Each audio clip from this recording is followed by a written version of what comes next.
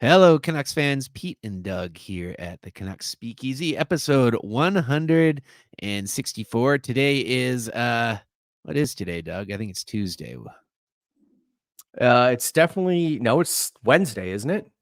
Yeah, you're right. It was game days are Yeah. Tuesday and Thursday this week, so we're recording Wednesday. Man, that's been me all day. I've just been kind of out of it. I was at the game last night, and I had a couple of soda pops, and just had an early start today, so I've just like the brain's been kind of a little slow today. So we'll see how this goes. How you doing?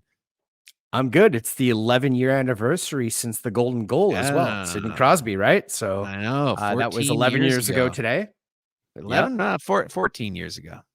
Oh, it's yeah. I don't know why I thought it was 2022 for a second there. Uh, Clearly, COVID, I'm man. 2 years in the past. Yeah. COVID. You're living in the past, man. Man, I think we do this every year when this comes around, but just kind of reflect on that. Like, where were you when all that happened? I'm sure we've talked about this before, but yeah, it's been a year and I'm forgetful. So where were you? Well, like the day of the golden goal, like the Yeah, so I golden was goal supposed morning. to. So again, I guess I'm gonna out myself here, which I didn't really want to do because I'm not a big person when it comes to this. But yesterday was my birthday, Oh so it was yeah. the day before the golden goal was my birthday. So we were downtown, me and some buddies. A friend of mine who unfortunately is no longer with us, Mr. Phil Collins. He had just gotten back from a trip from Mexico and he brought me back mezcal that actually still had the worm in it. And I remember we were walking around downtown Granville Street on Oh, the I remember this. 27th. And I had the worm or whatever. And I woke up and I was supposed to meet you at the hostel, at the Beaver to watch the game. And I think you even texted me at like 8:39 being like, Doug, where are you, man? Like, it's already packed. And I was like, I don't think I'm going to make it. And I ended up just going up to a buddy's house and he cooked a big hangover breakfast for me and my roommate. And we watched the game there.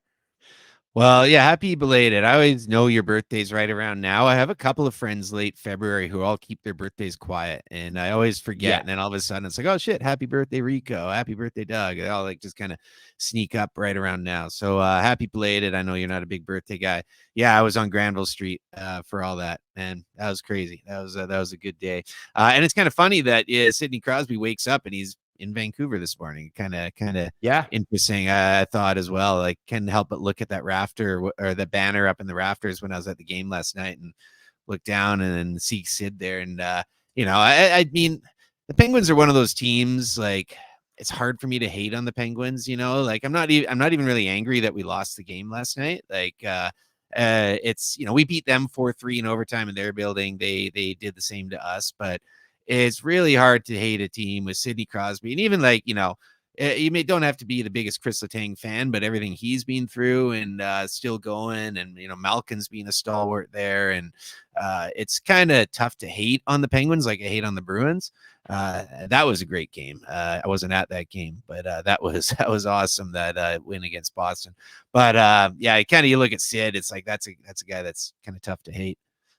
Well, even the generation before Sid, right? Like Mario Yeah. Lemieux's probably my favorite non-Canuck player of all time. Him and Nick Lidstrom are probably like 1 and 2, but it's Mario's definitely above Lidstrom for me, just ever so slightly as my all-time favorite non-Canucks. And Yager as well. That was cool that they I don't know if you saw the Yager retirement where a bunch of the guys came up with the mullet wigs, Yeah, which that was was pretty great. cool. But yeah, like you said, it is hard. Pittsburgh, they are a hard team to kind of hate, right? Marc-Andre Fleury, he's also another guy. I know he's not on the team anymore, but he's a very lovable character, lovable player that most people adore and respect across the league. And, Sidney Crosby, do you think I know we got lots of Canucks talk, but quick question for you, Pete. Do you think Crosby finishes his career as a Penguin, or do you think he at some point gets traded and tries to chase another cup somewhere else? No, I think he stays a Penguin. It just seems to be the way that these things go. Like, you mentioned Mario and Lidstrom, right? Like, Joe Sakic for me was another guy. Iserman. Uh, yeah, like I don't know. I can't really see Crosby or Ovechkin moving. It would have. I'm pretty sure they have no movement clauses as well. It'd have to be pretty monumental. to do that. And I think the ask would be so huge, it would scare teams off trading for a player in their late 30s as well. But I don't see it happen. I think he retires a Penguin. I think he's got a few more years left in him and he stays in Pittsburgh. What do you think? I agree. I know Crosby's an incredible competitor and he wants to win, but I do think just legacy, right, of being a Penguin, following in Yeah. the footsteps of Mario, I do think that trumps chasing one last cup. Yeah. But it will And I be think, interesting because I do think there will be a conversation in the next 3-4 years. The Ovechkin thing's a little different because I think the Capitals are all in on Ovechkin because they want him to break the goal record as a Capital. So I think mhm. that's kind of the carrot that's still dangling for the Caps and Ovechkin to stay there. Where with Crosby, I mean, this team is the oldest team in the league. Um, and he's still playing at a very high elite level. And I do think he's going to want at least one last kick at the can, one more Stanley Cup. And I don't think he's going to be able to do that remaining a Pittsburgh Penguin. Yeah, maybe at least he's got his multiple cups there, but Sure. uh, yeah, we'll see. I don't think he's going to be ending up a Canuck, which is, I kind of get chuckles when Yeah. I see that. Hey, if it happens, well, I'd be all over it, but I don't see it. Big news like coming out around the Canucks right now, like really in the last hours before we're about to record here. Two big things. You got Chris Tanev going off the board. It sounds like he is now a Dallas Star. I know a lot of people in this market were watching Chris Tanev and seeing if he could be a fit for the Canucks. I thought the return was not quite as big as was expected. No first rounder. But the other big news, Frank Seravalli dropping that the Canucks and the Pettersson camp have made progress. Now, this is interesting timing. I'm going to pull up while we're chatting here. I'm going to pull up Frank's tweet and read it exactly as it came across. But because obviously there's been a lot of chatter this week, and I've always thought a lot of it is noise. Here's what the exact wording on what Seravalli says. Oh, there's too many here. Everything's getting flooded with the stupid trade with Calgary. All right, there we go. Sources say Canucks have made significant progress with superstar Elias Pettersson working on what is believed to be an 8-year contract extension. Not done, but big development, and a new deal could be finalized in the coming days. So I've thought there's just a lot of extra noise out there. Pettersson has always said he likes it here, and he wanted to wait till the offseason. Now, that's kind of the big change. I don't know if you caught Tockett's comments today in his presser about Pettersson. Did you catch those? I did. I caught the tail end of them, and I thought they were really interesting, actually, because apparently Tocchet mentioned that Pettersson had actually earlier in the season come to him and ask him, how do you tune out the noise? Like, do you have any Yeah. suggestions on how to do that? And Tocchet's response seemingly was, you just try to control the things you can control. Yeah. And Tocchet even commented about how someone asked him point blank about the contract, whether it's a distraction. He's like, well, he's human. It's hard not to. And so Yeah. what I've been kind of wondering with, just really over the past hour or so since this news came out, is if Pettersson was looking at his playing, and we know Pettersson's a competitor. We know he wants to win. We know how much he wants to play at his prime. And, you heard some comments about practice and stuff like this. And I wonder if he's talked with some of the team's mental sporting staff. They got like mental health staff as well. And just he's kind of realized, like, this contract is a distraction. Me and my agent and I have maybe come up with a number. Let's go back to the Canucks and just see if we can get this done, because I don't want this distraction to go into the playoffs. The Canucks need me to be an elite first line center when we go to the playoffs. And I wonder if talking to Tocchet and talking to people around him, if he's just kind of decided, it's like, I got to get rid of this noise. Let's get a number and let's get this done now, as opposed to the offseason. Yeah. I think the mental fatigue has just taken its toll, not only on the team, the fan base, the media, the players, the player, the coaching staff. I think going into this year, I understood what Petey wanted, right? He said, look, I want to assess everything at the end of the year. I want to focus on the season, focus on trying to get to the playoffs, and I don't want to talk contract. And I understand the thought process that went into that. But I think now that the Canucks are playing so well, and I think the other thing that's at play here too, and maybe this is an oversight that Petey and his agent didn't really think of. And this just goes to the preparation and the forward thinking of this management group compared to the previous management group, where they've really tried to say, hey, look, you're kind of the top of the food chain as far as contracts go.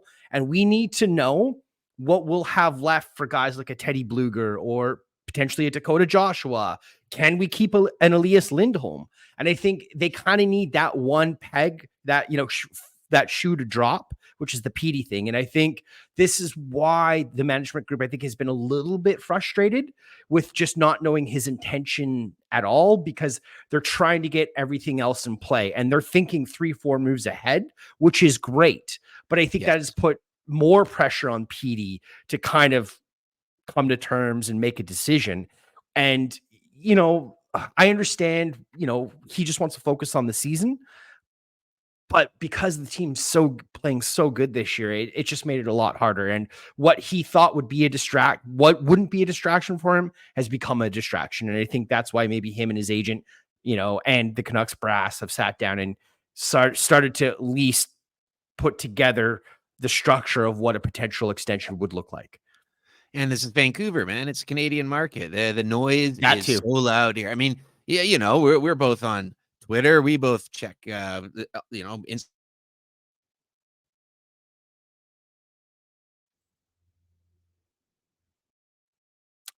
I think we lost Pete for a second. Yeah, you did lose me there. I don't know what the heck just happened there. I got a little thing that came up on my screen is like something went wrong. It's like, no shit, something went wrong. I'm not in the room anymore. It's the Gremlins. No kidding. It's been that kind of day for me. I lost my train of thought. What was I just saying? I think we were just talking about Petey and just how maybe his thought process heading into the season. The noise. Yeah. Exactly. And so, like, I understand, and this isn't a slag at anyone in particular, but I understand why in this stage of how people communicate with social media and how we interact with news, a lot of the news comes through social media platforms and maybe get pushed or redirected to other things. I know there's the need for engagement, but I feel like this Pettersson story, because he is RFA, it's being kind of this instant kind of, clickbait. The Canucks have a couple of off days. We need something to talk about. Pettersson's the easy fallback one, and that noise builds. And Pettersson, I was having a conversation with my buddy Tuffy over in Victoria today. Like, shout out to Tuffy. And we were talking about how it would be nice to get Pettersson done, because then it like you said, it frees up the money in other places. It not freeze it up, but it just gives you your idea of what you're looking for, your framework. Who can we actually keep out of these players? What sort of numbers are we working on? Because that's the big piece. You still got to also get Philip Hronek under contract. And this is kind of those two is then what's left after that, because that's your top two priorities, right? Is Pettersson and Hronek. But we were talking about that, and we're also just talking about like a lot of the noise and just how it's like it does just keep building. And Pettersson being a Swede and being just kind of with that very, very typical Swedish demeanor. Like we've both been to Sweden. It's in the Swedish people, like they're just different, right? Like Scandinavian folks have a different way of expressing themselves, and Pettersson is just bang on for that. And they're more reserved, right? They're generally a more reserved it's group. Like, and one of the things I remember when I was in Denmark, just I have a few friends in Copenhagen, and chatting with a few of them just about stuff, and we were just kind of like talking about similarities between Canada and Denmark. And they said, one thing in Denmark, and which I believe to be true across Scandinavia, is like we don't really talk about money. And so you have a guy like Pettersson who can't go anywhere in this town without being recognized, and everyone's talking about money with this guy. It's got to be very foreign. And I think there's a part of his brain that's just saying, I want to minimize this. People are always going to talk about money. It's our salaries are on cap friendly. It's public record. It's a part of the game, but I want this conversation to end. I want people to stop asking me when I'm going to sign this contract that pays me a lot of money, because that's not really something that is done in Scandinavia. So I think this kind of combination of things. Now, again, nothing is done yet, but it's just kind of nice seeing a little bit of a breath of fresh air with all this noise that's been happening, because the noise has really been building this like peak crescendo, it feels like, over the last couple days. And a part of it is because his game is kind of taking a dip. Yeah, and I think he didn't think it was affecting him, but the last week or two, you can tell it really, really has. I think it was Dave Pagnotta from the fourth period reported, I think it was a week or two ago, that the Canucks had offered Petey a 12 million 8-year deal. And he didn't reject it, but he didn't accept it. It was just kind of, that was tendered to him, and then it was just radio silence. And I think that, and then, what happened, the money thing is interesting, because I know usually if a player's an RFA, I know Brady Tkachuk or not, Matthew Tkachuk, not Brady, is the most recent RFA who went into his RFA season expiring and told the Calgary Flames that he did not want to resign long term. So they traded him to Florida. With Petey, it's never been about the money, in the sense that the Canucks aren't willing to meet or pay him what market dictates. It's more, does he want to be here? Does he not want to be here? Like, you look at William Nylander in Toronto. One of the big things with Nylander, and the reason why, not this most recent extension he just signed, but a couple years ago, he signed an extension, but I think it went right up until like November, December. And that was more, they were fighting over the money, right? Because they had already committed to Marner. They'd already committed to Matthews, and they needed Nylander to kind of fit below both those guys, and Tavares, obviously. Where with Petey, it's never really been about the money. It's whether or not he wants to be here. By all reports, management, ownership have all been willing to pay him well above market value, or a fair market value. That's never been the issue. The issue has been, and Petey's never said he doesn't want to be here, Yeah, but I think the exactly. fact that he says he's never given them an indication that he wants to stay here, or at least give them an indication when they've tendered a contract, like a potential contract to him, whether or not he thinks that is in line with what he'd be willing to sign long term. I think those are all the factors that just started making the noise, and in the media and on social media, just get louder and louder. In these last couple of weeks, I've really stayed off Twitter, because Yeah, it's just been too much. it is People too much. speculating one way and this way. It's like, come on, guys. Like, I get it. It's sports. Like, that's what happens. And obviously it is affecting his play on the ice. He's still a point a game player. He's probably still going to break 100 points on the season. February hasn't been his best month, but it's a long season, man. It's an arduous 82 games. And right now, I do think, with at least this news breaking, that they're talking the potential of a contract of an 8-year extension, that should at least calm some of the storm. Yeah, at the very least, it'll do that. I mean, we'll see what comes to fruition. One thing as well, just about, you mentioned the Canucks spending. This is something that not every Canadian team has. Don't always get this in Winnipeg, Ottawa, Calgary. Say what you want about the Aquilinis, but they at least spend to the cap, which is good for this market. They're not afraid to spend on players. 8 years, 96 million, like. I'm of two minds with this. Obviously, right now, the way he's playing, he's not worth that. Like, that's significantly more than Miller and Hughes and Demko, who've all been outplaying him over the last month and a half or so. That's significantly more. And as soon as you do that, that now creates, like you mentioned, Toronto. That creates the whole Tavares thing inflated the values of Marner and Matthews, because, well, maybe not Matthews. Matthews is really one of the top players in the league, but it pushed those guys into a realm that maybe other teams don't have to do with, because of their top players. In like Dallas and Florida have a different framework per se than what Toronto has. And so as soon as you do that with Petey, that's also going to, if he goes to 12 million, that's also going to drive up Hughes's next deal and Demko's and everyone else's. I mean, when Pettersson's on, though, he's worth it.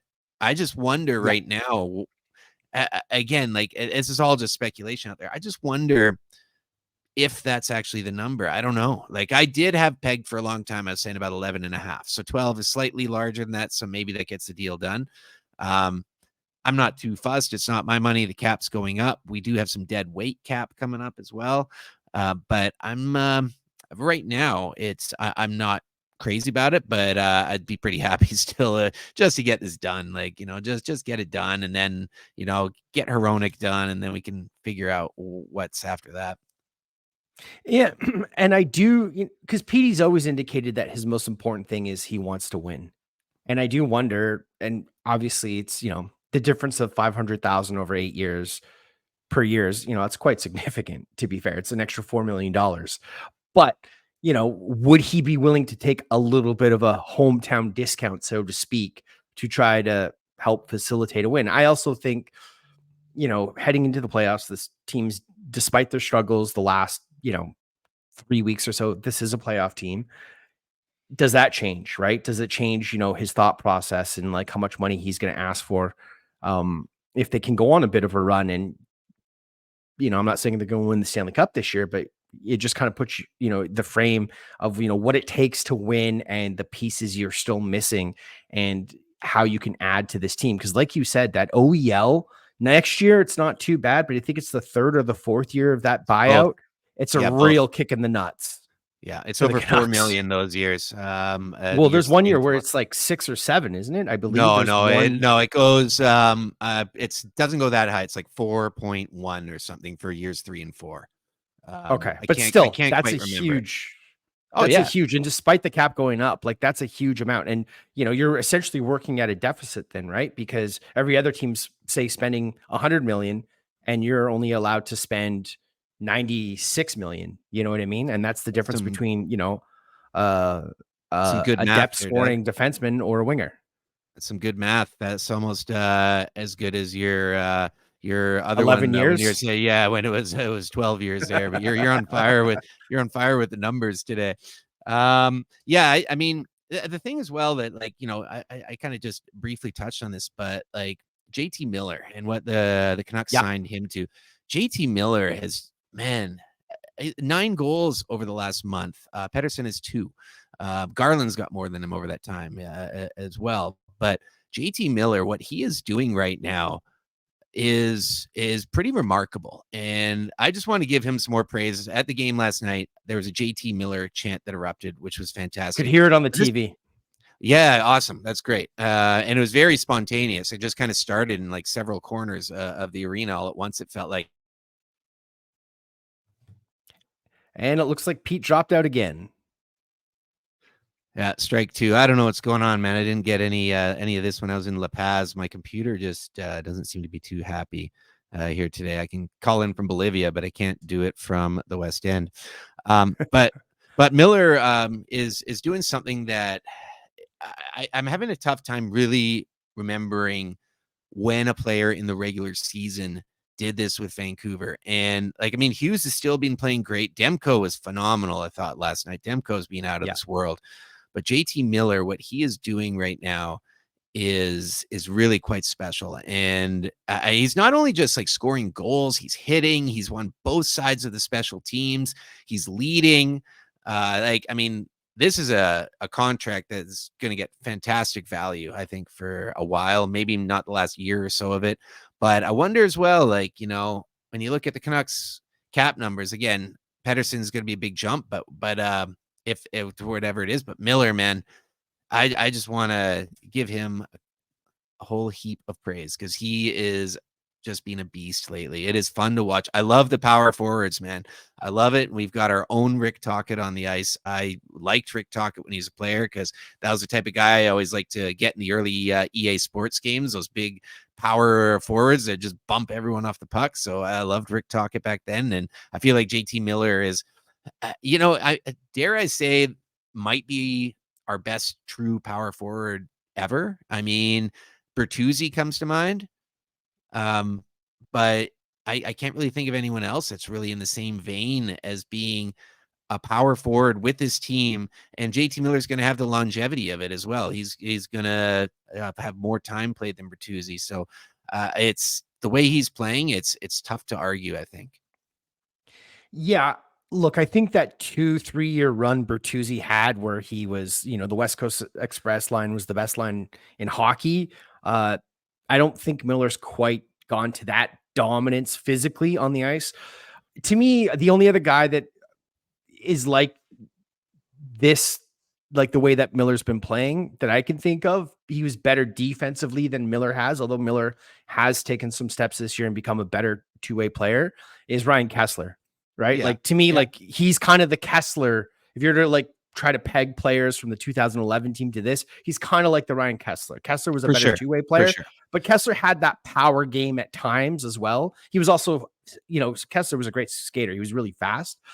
But I agree. Like, I think Miller has been unreal. And look, the entire team has really bought in, like guys like Hughes and Petey and Besser, Hronik, have all bought into the coaching. But JT really seems like he's been a sponge with Rick Tocchet. The For amount of sure. times you see him and Tocchet just talking on the bench together, you hear about, after a practice, Miller and Tocchet go over plays together. He really seems to be studying tape and like taking his, not that he never took his career seriously, but like wanting to be better. And the fact that he's ramping his game up like this heading into the playoffs. I think we got 19, 20 games left in the regular season for the Canucks. I think it's 22 actually, but yeah, close. Okay. Again, my math's been really strong this episode. I know. You're killing it. It's okay. Your math, between your math and my connection, we're going to put in our solid C+ game today. There we go. And we don't have Brendan either, right? He's usually a good counterbalance to us. That would have brought us down to a C-. But I think it's just, Miller, like he's really bought in. And, Rick Tocchet just seems like, is there anyone across the league more respected in hockey circles than Rick Tocchet? Like legit, like he just seems like everybody loves this guy. And I think the players love him. And, even hearing Tocchet today, like circling back to what we mentioned about how Petey had come to him and asking him how to like shut off the noise and stuff like that, like to have that open door policy and the fact that Tocchet does go out of his way to have one-on-one talks with his players. And these guys are really buying in. And we're seeing that with Miller. And I agree that Boston Bruins game, like Miller was head and shoulders, not only the best Canuck, but the best player on the ice. And I'll say it, he wheeled the Canucks to victory in that game, in my opinion. Yeah, he didn't want to lose. Like you saw the excitement in that game when there's a few things I really liked. I loved Hronik getting all the bumps after he scored on the bench from everybody. There's a great shot out there of Besser and Miller on the winner once Besser taps it in. But that was vintage Miller saying, we are not losing 5 in a row here. We are going to win this game and carrying the team. And there's a lot of I made a tweet this week about how I believe Miller is the team MVP right now. And again, of course, he's on a hot streak right now. Over the full 82 games is the MVP. I mean, it's hard to not say Hughes and what he's done for this team as well. Hard not to say Demko early season. It's hard not to say Petey. But the fact that, and Brock Besser leads the team in goals, but the fact that we have our best players being our best players for the most part right now is fantastic. And that's, again, going back to when we were talking about Petey, I do think that's a big thing that Petey's thinking is like, look at what JT is doing right now. Look at what Brock is doing. His buddy Brock, right? Like Brock has been scoring goals. He's got 3 goals over the last 2 games now.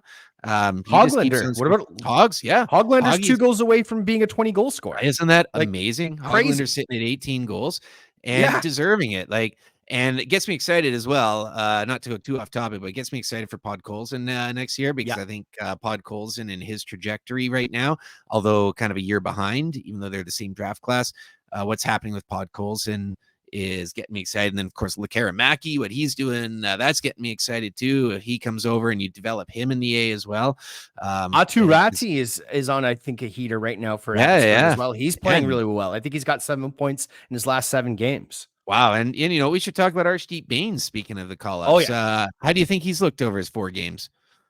He's looked great. Like he fits in. He's hard on the forecheck. He's had a couple of great looks. He's had a couple great chances setting up his teammates. And unfortunately, he's pointless in 4 games with the big club, but he has not looked out of place whatsoever. Great skater, I think. And he uses his size, and you do those 2 things. And on a Tocchet team, he's also plays very deep on the forecheck. I think a little bit of hands of stone right now, a little bit nerves, maybe also just some really bad luck with some of his line mates and setting up. But I really, I'm a little surprised. I got to admit, like, I thought it was maybe going to be a 1-game call up and get sent back down. But we've now seen him for a handful of games here, and he doesn't look out of place. And Talkett, you can tell he likes him.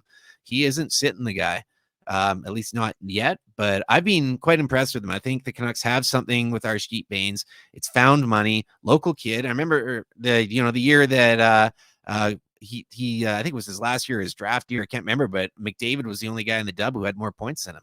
So the guy can score. And so if you got that and you're working on the fundamentals, and this again shows the connection that the Canucks have with on both sides in Vancouver and Abbotsford, you have guys learning the same system there and then coming up, and it's a lot easier. And that was something I really noticed with Arshdeep Bains' forecheck, is like, this is something that the Canucks have been preaching all season, and Bains just comes in and does it right away. And that's again why I'm excited for Podkolzin next year, because I fully expect Podkolzin to be on the team next year. Is I've seen him doing that in Abbotsford as well, and it makes a big difference when you can have a strong skater, a big body going in as your first guy right away without having to spend a couple weeks teaching that to him. He's already got it. I think that's huge. So that's something for me. Really being impressed with Arshdeep Bains. Yeah, I think the biggest takeaway with Arshdeep Bains for me is his hockey IQ, and you can't teach that. You either have it or you don't. And he is you can tell just the way his position is and where he is on the ice at certain times. He's very good defensively. He's made a couple of great plays on the defensive zone, skating back. I like him, and he's kind of like interchangeable with guys like Di Giuseppe and Lafferty, who I think Lafferty's actually played really well the last Yeah, handful of he had a games as good well. game, really good game Yeah, last night. I thought, like, very noticeably good. noticeable. Like Yeah, speed, his speed was yeah, definitely like noticeable last night, at least on the television. I know you said you were in the building mhm, last night. yeah. Um, but I also think it's just great because it shows the guys down in Abbotsford that if you put in the work, you will be rewarded when the opportunity comes. And I do think, who knows, once Dakota Joshua gets back in the lineup, I know he's meant to be seeing a specialist at the end of this week, apparently. Um, that definitely seems to have affected the Canucks, but right now, I think Bains is a really great person to kind of slot in that Dakota Joshua spot. And I do wonder if this, and I agree with you, I think Podkolzin will be on this team next year, but I do wonder if this is a bit of a showcase to see if there's any chemistry with Garland, potentially Bluger. I know they've been playing Lindholm there instead of Bluger last night. I think they rolled the 4 centers with They did, Miller yeah. centering a line, Petey, Lindholm, and then Bluger. But I think it's just testing the waters because it seems like he would be a natural fit to take over Dakota Joshua's spot next year if Joshua isn't re-signed. I hope they do re-sign him, but again, you got to count all the money here because there's a lot of guys that you need to re-sign. But I don't think Arshdeep Bains is looked out of sorts whatsoever. He looks like he belongs in the NHL, and he's probably going to get sent back down to Abbotsford at some point to help them on their playoff run. But yeah, man, I think he's looked really good so far. And again, it's another free depth acquisition. Like you said, Di Giuseppe, Lafferty, Amon, Baines. They can't all play. Phil Kessel is still in the mix down there too. Oh yeah. I expect Kessel to probably get signed around the deadline. I've said this since the get go. I think he's going to get signed later just for cap reasons. But there's another body that's in the mix. So when I hear things about Jake Gensel, I'm like, unless a piece like Mikheyev or something is going out, I'm not really that keen on bringing in another winger. I do think Dakota Joshua, I cannot believe how noticeable it is not having him. And looks third time now Pete's gone down, but I'm sure he'll be back in a moment. What is going on today? It is I got some computer issues going on. But yeah, that third line. It's because now they're split up too, right? Like Garland and Bluger. Yeah. It makes a big difference. Who would have thought at the start of the year, Dakota Joshua and Carson Soucy not having them around, how much of a talking point that would be? We really haven't seen a lot of Soucy this year. When he's played, he's been good. But again, Noah Juulsen stepping up as well. But I think the lack of Joshua is something that that's really been quite surprising just how much it affects it. So Arshdeep Baines has a similar kind of play to his game that Joshua has. Good skater. He's probably a better skater than Joshua, but doesn't quite play maybe as physical as Joshua. He still plays pretty physical, but he's a good replacement in there. And another one that, depending on how a playoff series goes and what you need, I can see Arshdeep Baines being a really good fourth liner out there. In certain games, if you needed like an Amon centering Lafferty and Baines or something like that, I can see that being a bit of a pain in the ass line to play against. Yeah, I think with Joshua right now, the biggest impact he's had is on the PK because he was playing so well on the PK. And obviously Mm-hmm. that third line was producing 5-on-5 as well. But it's the PK that I think, we're really seeing the effect of not having Joshua in the lineup. And I do think it kind of goes in hand with the struggles the Canucks have had the last 5-6 games since he's been out of the lineup. To me, it's no coincidence, right, that Joshua isn't there because he has been a very important contributor to this team, 5-on-5 and on the penalty kill. But they got guys in tuck here, like you said, with Baines potentially next year being a full-time NHLer, Podkolzin, Aturati, who's a big physical body, who's seemingly starting to get his game going. I don't think a guy like Lekaramaki will be ready to No, jump to the NHL next year, and I don't think he especially should. because no, and he needs to get used to playing on the smaller ice surface. There is talk about getting him over when his season ends, but I do think his team is now primed to make a playoff run or to get in the playoffs. So that might delay him coming over. And then just circling back to what you said about the potential of adding a guy like Jake Gensel. For me, if you're going to add a guy, it has to, and this is what you've heard, right? I think Rick Dollywall's reported this.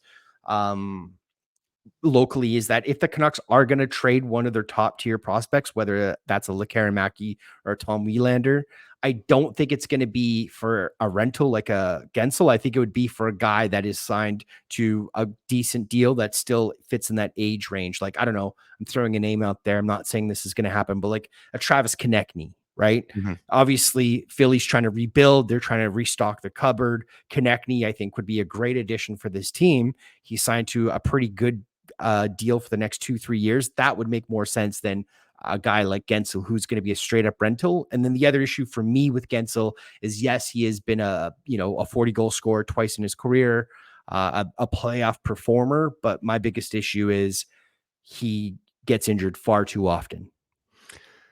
Yeah, and I mean, I can't see the Canucks trading Lekaramaki or Wielander under pretty much any circumstances right now. But yeah, agreed. It'd be something more like in line with the Philip Hronek trade. And I know I've been saying this for a while. The trade deadline's coming up, man. It's getting close here.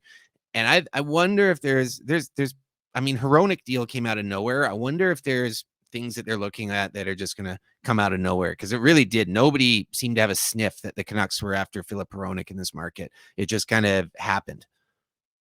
Yeah.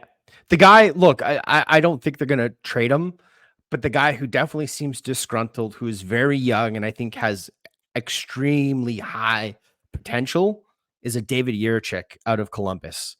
That would be a guy, he's frustrated. Now, they did just fire Jarmo Kekalainen, so, maybe that bridge gets mended here, but that would be the guy that I would want if I was the Canucks. I'd be calling them up, right shot defenseman. I think he's 21 years old. He's been lighting it up in the AHL. And yet he still isn't an everyday NHL player with the big club, which doesn't make sense because Columbus is an absolute tire fire right now. Guys like Eric Goodbranson are playing ahead of him, which just does not make sense. And I know they've committed a lot of money to an Eric Goodbranson, but again, it just does not make sense if you look at the player. That would be a guy I'd be willing to trade one of my top 2 prospects for because he's very young as well. Whether or not that happens, I don't know. When is the trade deadline? I think I'm going to be in San Diego. Yeah, and I'm fifth. gonna Okay, be so I'll I'm gonna be in Europe, so it's gonna be actually, I guess it's not the worst time difference for me, but because I think is it midday? Is it noon that the deadline is? noon. I think. Yeah, Well, 3 it's Eastern. noon. Yeah, 3 Eastern exactly. Yeah. So yeah, I think it's March 5th. It's about a week away now. That's crazy. So yeah, I mean, I still think the Canucks are going to make a move to add a depth defenseman. I'm not sure if they're going to do anything else up front. I'm really not. I think they're going to explore options. I think a guy that they would like to move in a deal if it was possible is a guy like maybe Ilya Mikheyev. Yeah, I agree. I just don't know if there's anything out there. I think overall, I think the likelihood of a trade for a forward is lower, but I do think the Canucks are going to go out and get a defenseman. And I still think they might make a depth move for another goalie. Goalie who's probably already in the AHL, who's maybe on a UFA deal with a team. I think I could see them maybe doing that just for a bit more depth, and also if they don't use them on the big club, just to help out Abbotsford in the playoff run. Yeah, that's definitely got potential. I think Mikheyev is a guy that they might try to trade as well. I agree with you. Like he's the guy if they need to move money out, he to me is the number one candidate to be part of a package to move that money out to make a deal work financially. Thing with Mikheyev is I believe he's still signed for one more year after this. Two. So that team would have is it 2 more years after this? Okay. Yeah. So that team's going to have to commit to him for at least 2 more years after this. Whether or not they're going to want to do that, just I guess depends on the return they get, right? Yeah, and you can retain a bit of that too, maybe to soften it, but again, that's more dead money. But you may have to something like that. That's kind of what I see happening. I think it's gonna be pretty fascinating. We got Canucks Kings coming up here, Canucks Ducks the rest of the week. How crazy is it? It's obviously it's a leap year this year, February Yeah, 29th, and it's the first time all season the Canucks are playing the LA Kings. Isn't that it's wild? weird. Like who makes the schedule, dude? And I think we played the Sharks Also, 4 times and the Oilers thrice. yeah, and I also want to give one last shout out to another player who I think's really stepped up their game the last week or so, and that's Nikita Zadorov. I think Yeah. Zadorov's been a lot better. Not that he was playing bad per se, but I think he's really upped his game the last like 2-3 weeks here.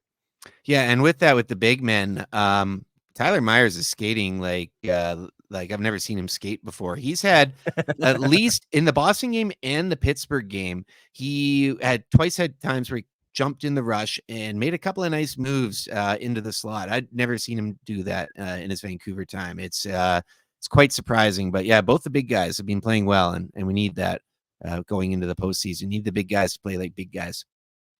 Yeah, they just need to stop taking so many penalties. Not just them, but the team as a whole. But some of them were real chintzy calls, man. I agree. There's some real chintzy ones going on out there. But anyways, Doug, it's about that time. Let's take this to the free pour. All right, it's that time of the episode for the free pour open floor. And before the gremlins take over Pete's computer again, I want to talk about a show that I have been watching since its inception. And this is meant to be the last season of the show. And that's Curb Your Enthusiasm. The final season is out now. I think it's 3 or 4 episodes in, and it's been great. Also, sad news. The Curb staple, Richard Lewis, playing himself, passed away today. Comedian, was also in an iconic movie from the 90s, Robin Hood Men in Tights. Classic, ridiculous movie. But yeah, I love Curb Your Enthusiasm. I know you, Pete, are a big fan of Curb as well. Awesome. People, I'm sure everybody knows, but Curb is essentially Larry David, who is one of the co-creators of Seinfeld. If you're a fan of Seinfeld, it's like Seinfeld, but on steroids. The character George Costanza is based off of Larry for the most part. And yeah, it's sad to see the show kind of call it quits after, I think this is their 12th season, but I get it. You know, Larry's kind of come and gone. He's never done 12 straight years. There was a time I think they took a 3-4 year hiatus. Sad to hear the news of Richard Lewis today. So I just wanted to give a shout out to Curb, the final season, and Richard Lewis. Man, I knew you were going to do Curb today, especially when I saw Richard Lewis trending on Twitter. I was expecting it. Yeah, I love that show. I was actually going to do a TV one as well, because I don't actually do a lot of TV ones, but I'm kind of giving you guys a trifecta here. I love watching like sports documentaries and miniseries and stuff. So I know we've talked a bit about Welcome to Wrexham, which season 2 is out. Sunderland Till I Die, which I thought the series was dead, put out a mini 3rd season, just 3 episodes. It's fantastic. Like, I still say that nothing really captures the passion of sports fans like Sunderland Till I Die. Highly recommend that as well. And while I was traveling, I watched the Beckham docuseries, which was also excellent. I mean, that is such a interesting character in the world of sports. When I was growing up in my teens and just, going back and forth when my dad moved back to England, Beckham was everywhere over there, but not as much here. And then when he crossed over into the States, it was huge. Say when he crossed over to the States, it was huge. Yeah, it's I don't know what's going on. I'm sorry, man. I go do some Googling here. 4 times, man. It's like every 10 minutes it goes. But yeah, Beckham, interesting character. I thought it was a great docuseries, made the plane ride enjoyable, and highly recommend watching all 3 of those. And I got to go sort out my gremlins here. Thanks for tuning in, everyone. That's season 5, episode 18, episode 164 overall, just about in the books. As always, we are on the Twitter machine still. I'm at Pete_Gas. The podcast is at Canuck Speak. You can follow me on Twitter at Doug Venn. Be sure to check out the Canuck Speakeasy outro playlist on Spotify and Apple Music. This funky jam is going to be getting added to the list at the end of this episode. And also Brendan, who's off sick this week. He can't talk, which is probably a blessing for everyone. He's at Jabo_Vancouver. And we're also on YouTube. You can see how we try and patch this mess together with my camera and everything shutting down. But you can find us at Canuck Speak on YouTube. Thanks for listening. Hasta luego.